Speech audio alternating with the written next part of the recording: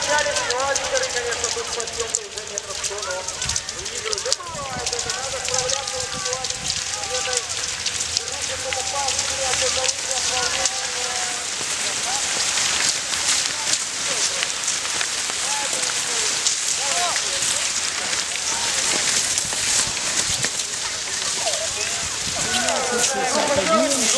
Листа 44.